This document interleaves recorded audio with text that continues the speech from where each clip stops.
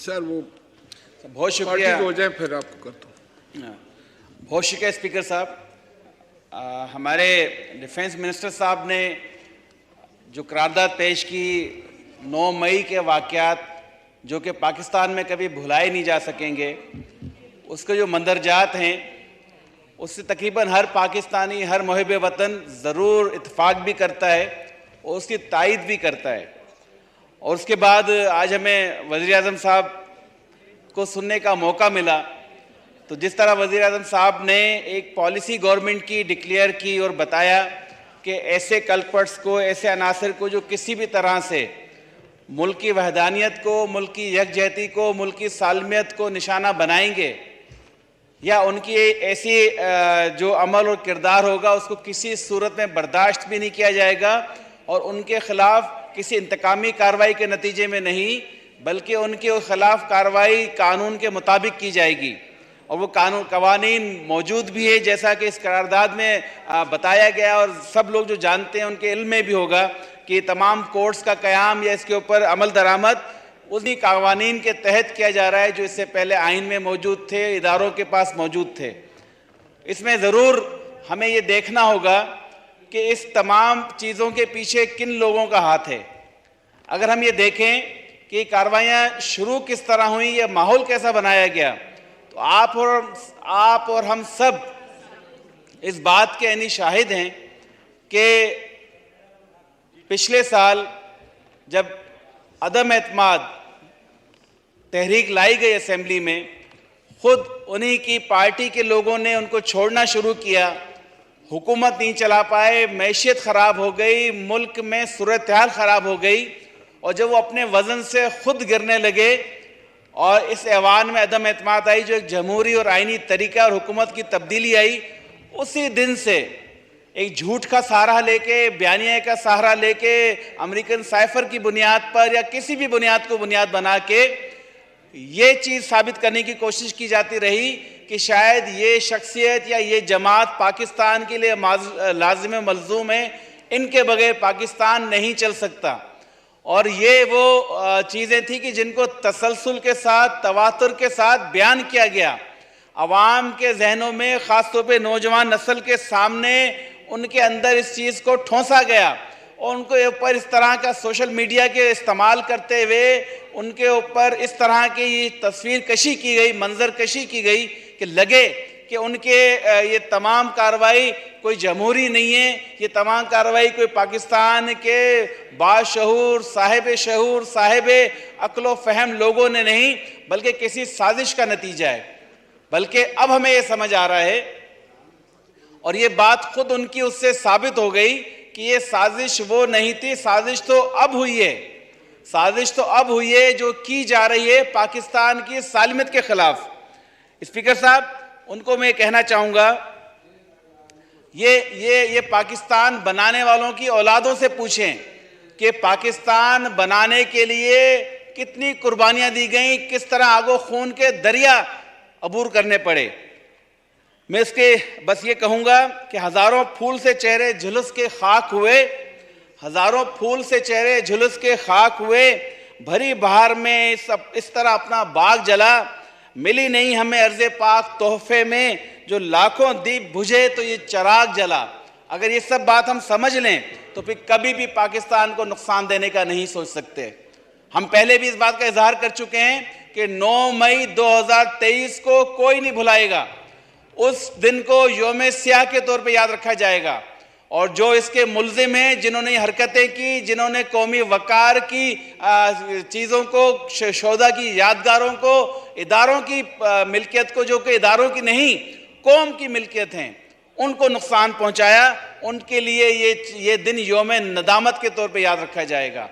हमें ये भूलना नहीं चाहिए कि जब ये तमाम चीज़ें हो रही थीं तो ये कोई एक दिन में वजूद में नहीं आ गई। आप पर इल्ज़ाम लग रहा है, आपके ऊपर करप्शन के इल्ज़ाम लग रहे हैं, आप पर इख्तियारात के नाजायज़ इस्तेमाल का इल्ज़ाम लग रहा है, तो उसका तरीक़ेकार मौजूद है। उसको फेस करने का, उसके साथ निमटने का, उसके जवाब देने का, अपने आप को बेगुनाह साबित करने का आपको तमाम तर मौका मौजूद है। लेकिन यहाँ हो क्या रहा था कि जब कभी ऐसे केसेस आ रहे थे, ऐसी चीजें सामने आ रही थी, तो उसका जवाब कानूनी तरीके से देने के बजाय एक इस तरह से दिया जा रहा था कि ये चीज लगे, जिसे मैंने पहले कहा कि ये साबित करने की कोशिश की गई, कदम एतमाद से लेके आज तक साजिशें हुई, तो वो ये इस चीज को भी साजिश बनाते रहे, अपनी किसी करप्शन का जवाब नहीं दे सके। और जब कोर्ट्स की तरफ से वारंट गए, हमें याद है कि जब जमान पार्क पे वारंट देने जो टीम गई, उसके साथ क्या सलूक हुआ। अभी वजीर दिफा ने बताया कि उसका डीआईजी जिसको उस वक्त पथराव से पत्थर लगे, उसकी आंख जाया होने का खतरा है। यानी कि वारंट की तामील कराने जाएं तो जान का खतरा, गिरफ्तारी करने जाएं तो पेट्रोल बमों से हमला हो, अगर उनके खिलाफ गिरफ्तारी हो जाए तो मुल्क की हर चीज को जला के राख कर दिया जाए। ऐसा कौन सा कानून है, ऐसी कौन सी शख्सियत है, ऐसी कौन सी चीज है।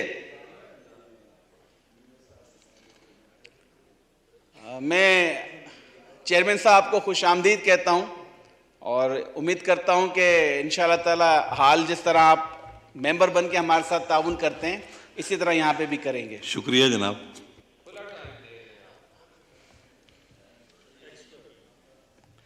तो ये चीजें हमें देखने के लिए जब हम पूरे इस माहौल को देखते हैं तो समझ आती है कि एक दिन में माहौल नहीं बनाया गया। इसकी तैयारी एक साल से की जा रही थी। पहले पिछले साल मई में इस्लामाबाद पे चढ़ाई की गई, उसके बाद वक्तन फवक्तन कोशिश की जाती रही कि मुल्क के अंदर अनारकी फैलाई जाए, बजाय ये कि एक मुस्तहकम जमहूरियत के लिए कोशिश की जाए, बजाय इसके कि मुल्क को मजबूत किया जाए, बजाय इसके कि यहाँ पे बैठे हुए लीडरों के मिसाल के जमहूरियत की तरह मिसाल के मैशियत के जवाब दिया जाए, उनके साथ से मुआहदे किए जाएं कि मुल्क की इकोनॉमी ठीक हो, गरीबों के हालात अच्छे हों, महंगाई कम हो। इसकी तरफ कोई तवज्जो नहीं थी। पूरा एक वन पॉइंट एजेंडा था कि मुझे हुकूमत से क्यों निकाला है और मुझे हुकूमत में दोबारा वापस लाया जाए। और ये मुतालबा भी किससे किया जा रहा था कि जिनको वो एजेंट साबित करने पे तुले हुए, ये मुतालबा भी उनसे किया जा रहा था कि जिनकी आज ये बातें कुछ अशखास की, कुछ पर्सनैलिटीज की हमारे सामने आ गई हैं कि उन्होंने पहले हुकूमत बनाने में मदद की, गो के उनका अमल गैर आईनी था। उनके इस अमल ने मुल्क को ये नुकसान पहुंचाया। जिस तरह मुत्तहिदा कौम पाकिस्तान की कराची की 14 सीटें छीन के इनको दी गई, हमारे वोट बैंक को मुतासिर किया गया, उसके बावजूद आप ये देखें, क्योंकि हम सियासी वर्कर हैं, यहाँ बैठी हुई तमाम जमातें सियासी वर्कर के तौर पे काम करती हैं, सियासत अवाम की खिदमत के लिए करती हैं, मुल्क की तामीर के लिए करती हैं।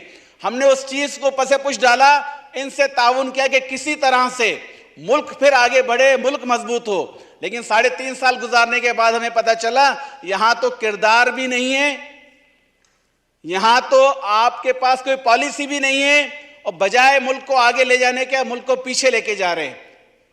और उसके बाद जब हमने अपना फैसला कर लिया तो उसको भी एक जमहूरी तरीके से अमल दरामद करवाया। हमने भी बड़ी सजाएं भुगती हैं, हमारे भी लोग असीर भी हुए, लापता भी हुए, हमें भी बड़ी शिकायतें होंगी। लेकिन ये सब आप जानते हैं कि उन शिकायत के अजाले के लिए हमने इस पार्लियामेंट को इस्तेमाल किया, उस शिकायत के अजाले के लिए हमने अदालतों के दरवाजे खटखटाए, कभी भी गैर आईनी, गैर जमहूरी तरीके नहीं आजमाए। लेकिन जो 9 मई को हुआ वो ये बात साबित कर रही थी कि उनके सामने पाकिस्तान का एजेंडा नहीं है, उनके सामने अपनी जात का एजेंडा है। मुझे अफसोस उन नौजवानों पर होता है, उन दोस्तों पे होता है जो हमारे गली मोहल्ले के बच्चे हैं, हमारे शहर के बच्चे हैं, जो ना जाने किस शहर में गिरफ्तार होकर इनके पीछे चले गए। उनको अब आंखें खोलनी चाहिए कि इनके पास कोई एजेंडा नहीं है, इनके पास एक ही एजेंडा है कि किसी तरह मुझे हुकूमत में लाया जाए, किसी तरह मेरी हुकूमत कायम कर दी जाए, ताकि मैं पाकिस्तान को वो जो इनके ख्वाब है दुश्मनों का नीस्त नाबूद करने का, उसका हिस्सा बन जाऊं।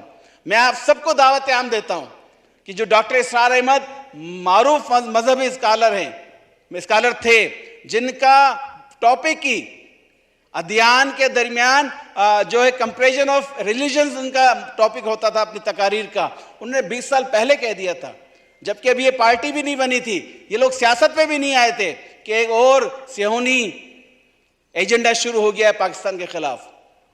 आप हकीम सईद की किताब को उठा के देख ले, वो भी यही बता रहे हैं।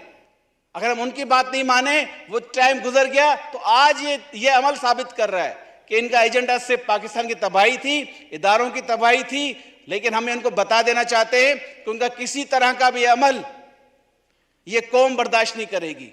मैं जो आज यहां मौजूद हूं तो 7.5 लाख पाकिस्तानियों का नुमाइंदा बन के ये बात कह रहा हूं।